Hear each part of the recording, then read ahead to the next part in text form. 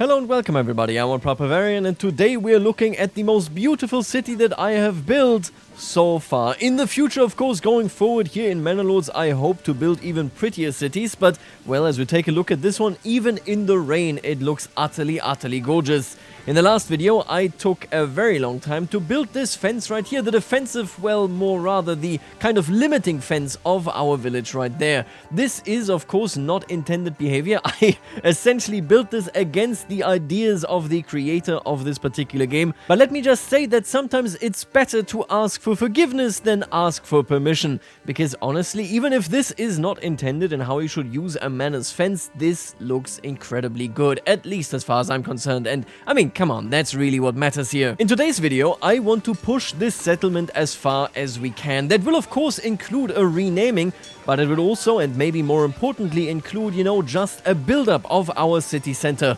I want to upgrade whatever we can upgrade to level 2 and later on to level 3 housing. Because right here we have our church, of course. This one, just for the record, also needs to be upgraded. And then we have all of these houses right here in basically a half circle, I think looking absolutely incredible. I hope that we can turn this village into something unbelievably pretty, because we have to abandon the safe game rather soon. You can see it right here. We have built this city, of course, to exploit the iron deposit so that we can build an army that can then completely annihilate our enemy here. But the truth is that we are looking at a situation where this save game won't be compatible very soon as the actual early access version comes out. So before we have to start a new world, let's just try to make the best of what we have. Now, for starters here, I'm just going to go around and essentially upgrade a bunch of these houses to level 2. Whatever we have inside of the walls, I would be quite happy upgrading, but I will try whatever I can, just because I think the aesthetics definitely fit a whole bunch more for something that is hidden behind a fence.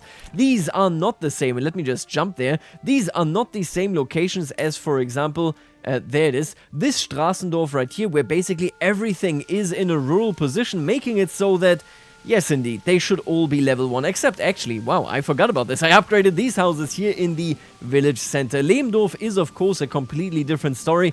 This village will not be upgraded, this one will be just as rural as it is. Alright, but all of those things aside, I thought about a name for this village, and honestly, I loved all of them. Eisenthal and so on, they are so interesting. Quite frankly, I even loved Eisenach, which is a real city in Thuringia, but you know what? This village was won by us taking over, of course, by violence. And, well, we lost a couple of people, including the person carrying our flag, and he had, of course, the emblem of St. George. And so I will name this St. Georgen. This is a town, this is a region that now very much is blessed by the one and only by St. George the Dragon Slayer. That is exactly what we have right here. I love to see it. I think that is a fitting name. I hope that you can agree as well. Alright, but let's move on to something that I have seen in the comments. So many of you were asking, well, how does it actually work?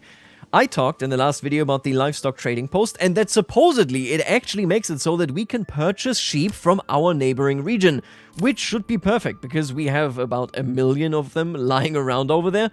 I'm going to put people into the livestock trading post right here. And speaking of which, by the way, do you... Okay, so they don't want like a horse or something or a mule or something. Okay, I am going to import sheep from right here.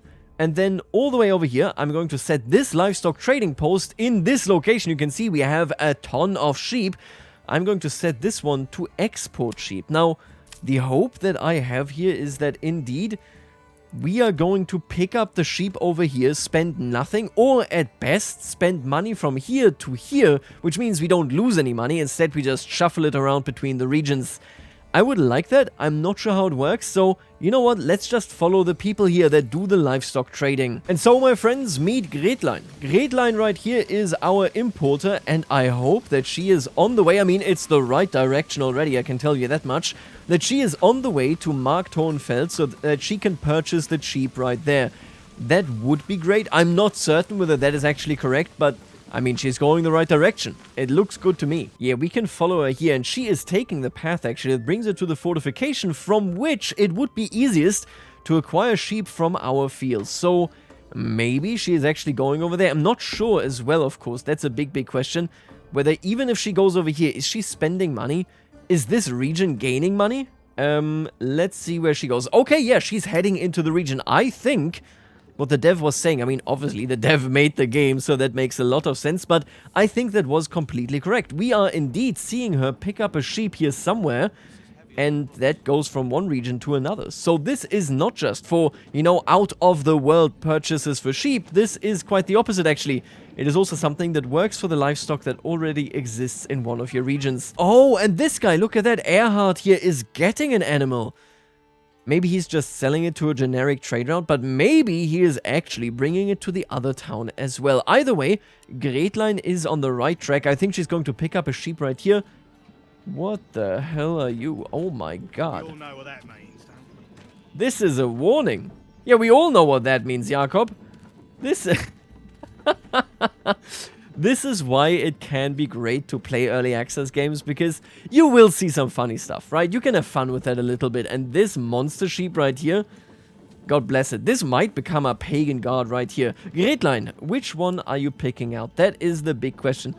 Oh, is this what happens when she spawns in a sheep to take with her? Alright, I mean, I can tell you then already that this indeed does work. We can import sheep by not just buying them, but rather bringing them over from a different region. Now, the big question that I still have, does this exclude buying them? Will some of these people here basically, let me take a look at this.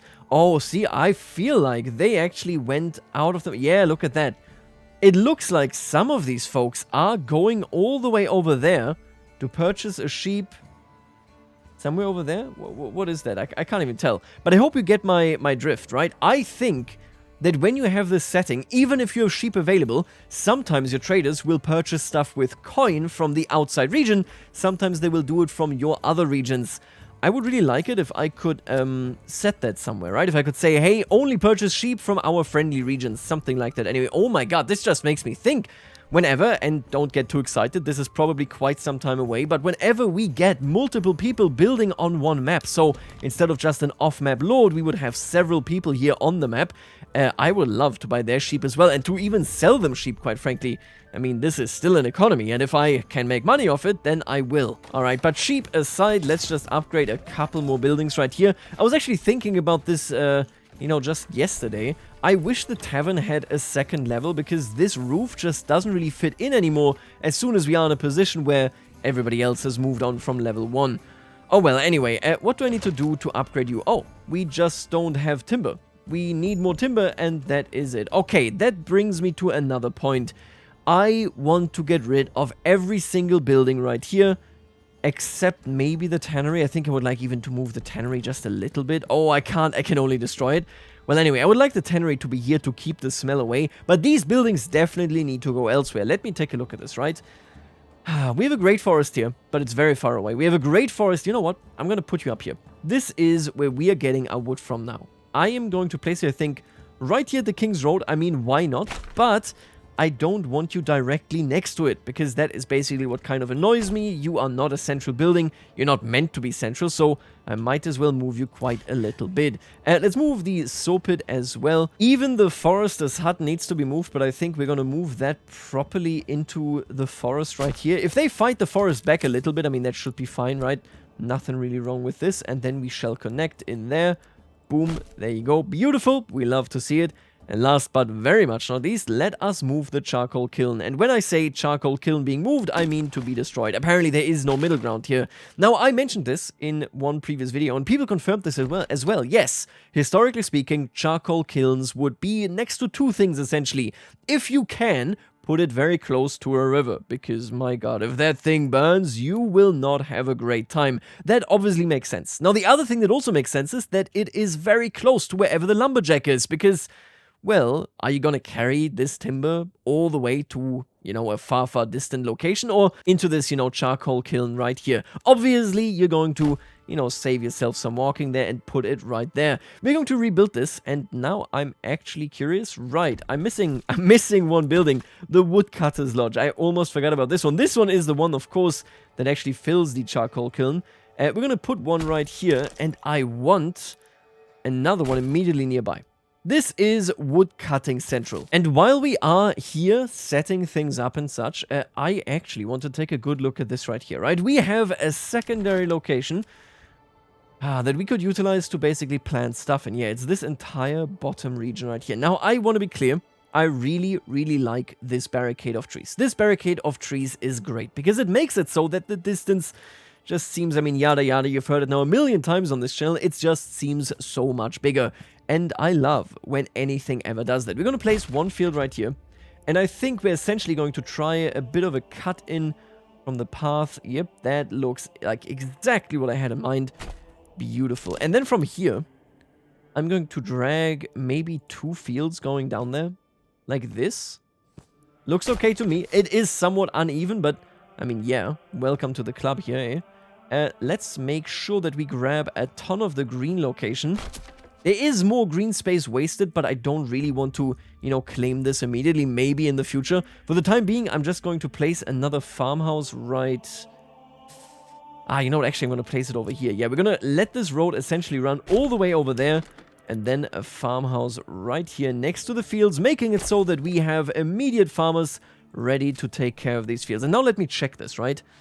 No, okay, barley is completely out of the question. Somebody asked, should we maybe plant barley right where we are? Because, hey, you know, it's yellow, but maybe it'll still work. And the answer is no. It won't work. At best, I think we can produce a ton of wheat. When it comes to barley and when it comes to malt and when it comes to beer, we have to import that. I'm not sure which state we're going to import it in yet. So, you know, which state of the production right there. But that is definitely not something we can produce right here. We are producing it elsewhere, although relatively... Yeah, look at that. We don't even have any stored, not even any malt. Relatively, you know, like without any good pattern here. So... I think we're just going to import that from the market. Oh, and if we have a farm down here, it would only make sense if this path actually went all the way down here as well, so that we have very easy access to the windmill. That definitely seems aligned to our vision here. And it looks as though we have some bandits right here that are going to come for our territory. Now, I assume that they're actually going to come right here for Lehmdorf, so let's just make sure that we have troops down there. We should have plenty of them. Let's not let anybody here get raided, yeah? Right, and as you can see now, we are producing a pretty decent chunk here of helmets. Are we already exporting those, or do I still need to open up that trade route? I could theoretically. I'm going to try this actually, right? Helmets. So I need to make some money. I'm going to stop any kind of purchasing that we're doing.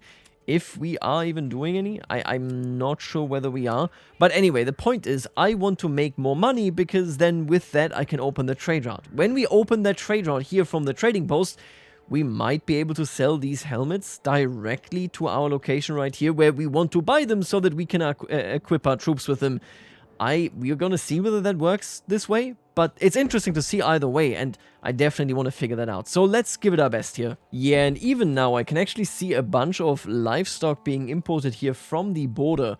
So I wish I could limit this to only go to friendly regions. As it is, I'm sure the feature is there essentially, right? But I'm not certain that I can use it in a way that will actually be beneficial for us here. And in all earnest, I really like these new fields that we set up. Are they maybe a bit too big? I mean, maybe. But just look at that. They are right here in front of this beautiful, beautiful village.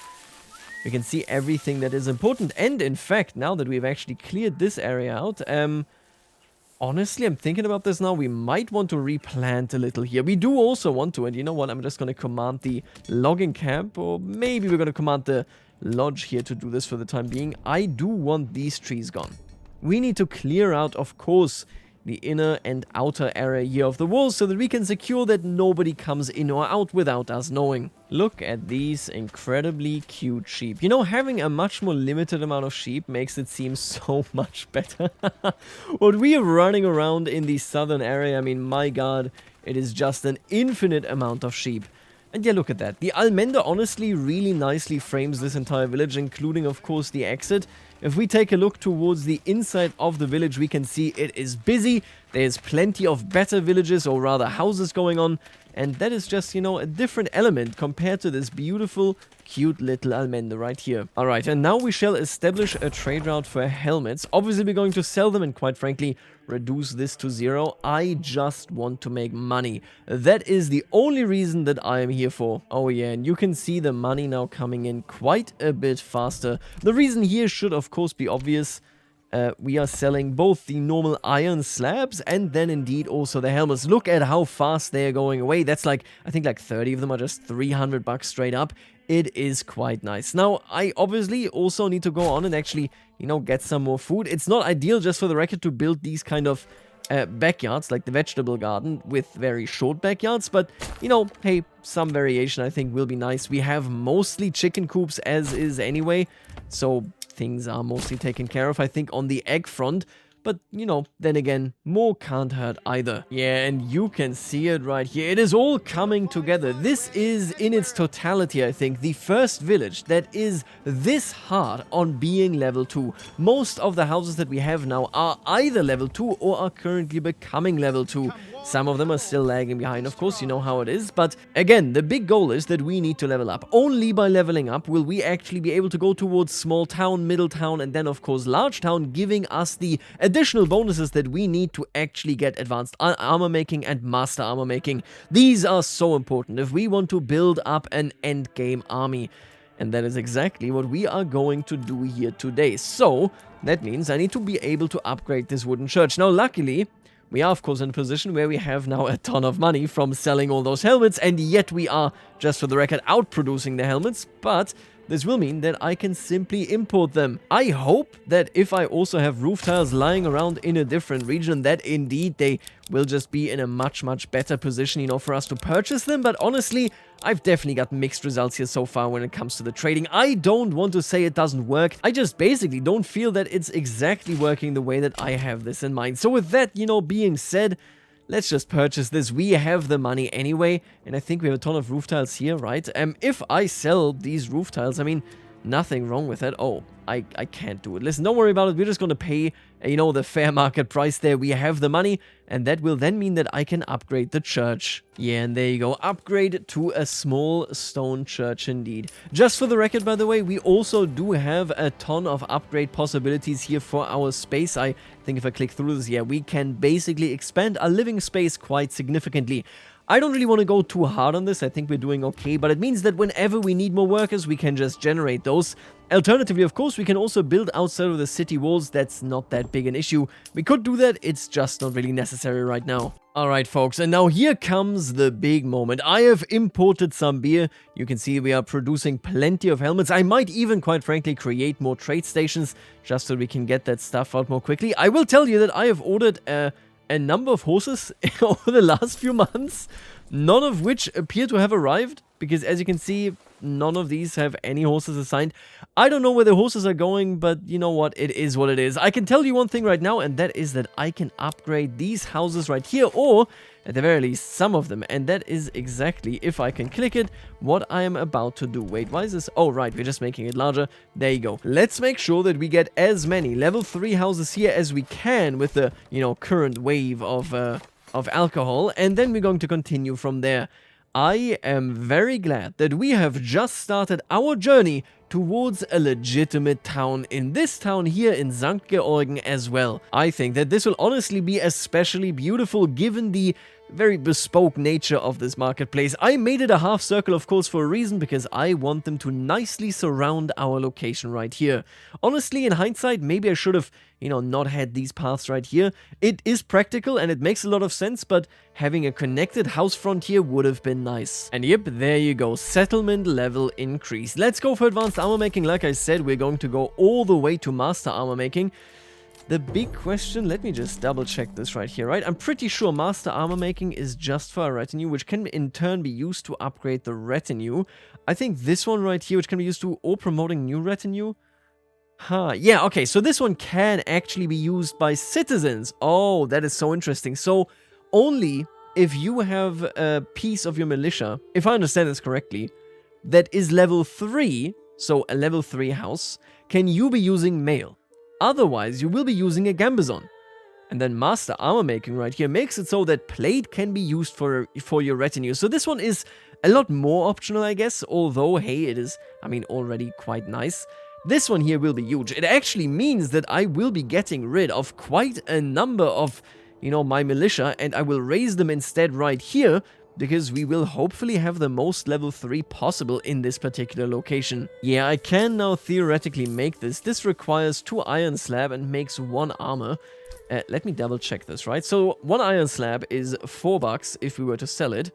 Mail armor is 8. So this doesn't actually do anything in our favor, really. Just looking at this, actually nothing in our favor, right? Because 2 iron slab are 8, and this is worth 8. So yeah, at most we will produce this for indeed our actual troops, but not really for, you know, selling it on the market. The iron slab itself already seems worth it. Alright, and let's actually send some roof tiles in exchange for... for what? I don't even know. We could send back helmets, I guess. We are producing a ton of them, and I mean, it's fine. We need some bartering going on there anyway. This will mean that we can get some free roof tiles in St. Georgen, so all in all, I can't really complain. There you go. Last but not least, master armor making has been unlocked. But don't be fooled. We're not yet at the end of building up this town. We, of course, do have 1 more level left. We need 5 more level 3 buildings. Shouldn't be too big an issue. And, of course, we actually have to start building the master armor as well. Let me just take a look at that. There you are. 8 iron slabs. Oh, my God. What does that sell for? That should be... I mean, this is an achievement, right?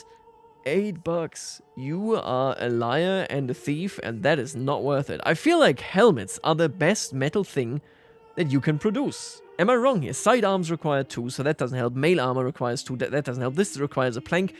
I really feel like helmets are the best. And folks, this right here is of course our manor. Now, if I do turn around, take a look at that. Is this a city or what? We have somebody, of course, bringing the beer to the tavern. We have these significant houses. And let me tell you, by the way, if you've never been in Franconia, if you've never been, for example, in Nuremberg, then, well, let me tell you, this is effectively it. Bamberg as well honestly looks like this.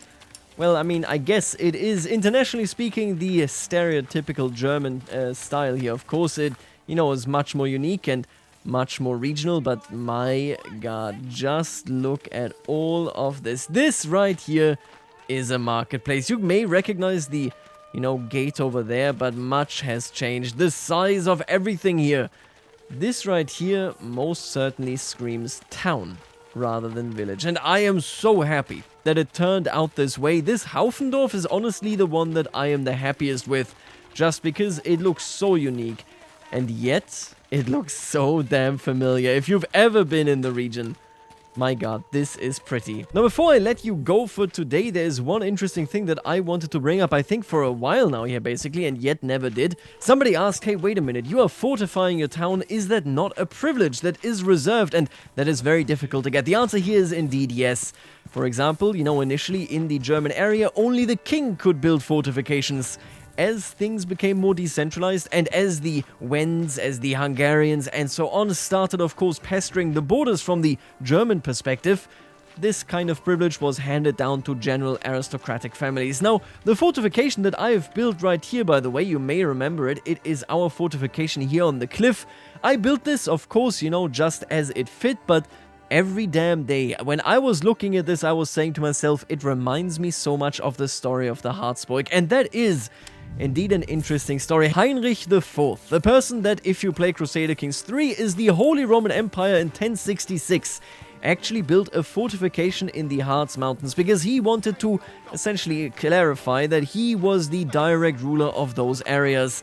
And then in those fortifications, I believe I mentioned this in a long gone video, he stationed Swabian stationed men. And, well, the local population, mostly made up of Saxons, were not really happy about this.